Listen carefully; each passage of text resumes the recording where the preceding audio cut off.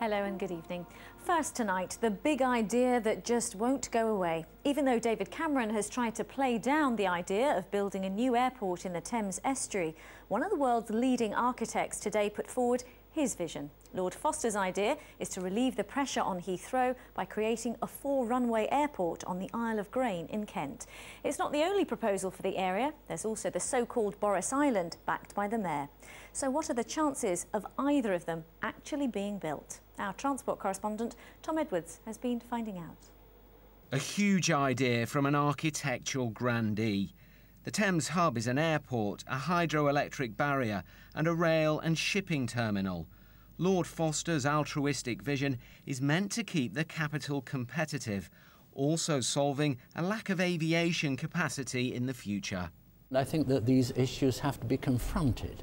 So even if the decision is to do nothing, then at least the consequences of that, particularly in terms of future generations and trade and new markets. So we can consciously opt out of that. But really, to make any decision, you need a basis of knowledge. It'd be built here on the Isle of Grain in Kent, and it'd cost at least £50 billion. There would be fierce opposition from environmentalists and residents. Already similar plans have been defeated at Cliff on the same Hoo Peninsula. Might give loads of people jobs, but it ain't going to give people like us anything. It's too close and basically there won't be a village. At the end of the day, it's sustainable employment that we're bringing to the area now. We don't want on some pie in the sky scheme which is going to suggest that it will come in 40 or 50 years' time. The government's currently grappling with how to provide more capacity for aviation in the southeast. Without it, it's claimed our economy will be left behind. It's ruled out more runways at Heathrow, Gatwick and Stansted, but it hasn't ruled out expansion elsewhere. The Thames Hub is just the latest idea being proposed. A few miles away, the Mayor of London's keen on an airport in the estuary. Other ideas include joining Gatwick and Heathrow with a high-speed rail link. The government said this idea is interesting, although the aviation industry won't like it. Commentators say the government will have to help potential investors. The idea that the government would pay for the whole of a multi-billion-pound airport project, I think, is romantic.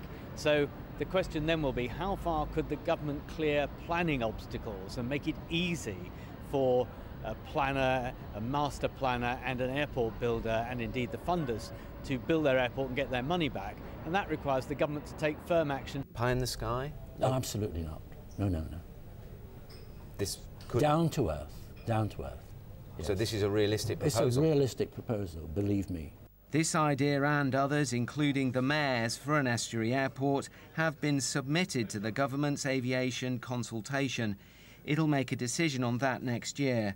But a growing number of influential people think the solution could be to the east. And Tom's here. That's the theory. What's the reality likely to be? Well, I think the debate has moved, even comparing to 2 years ago when it was widely ridiculed, this idea. The big question is there the political will from the government to make this happen? Remember, the government is also facing criticism for HS2, the high-speed rail link to the north.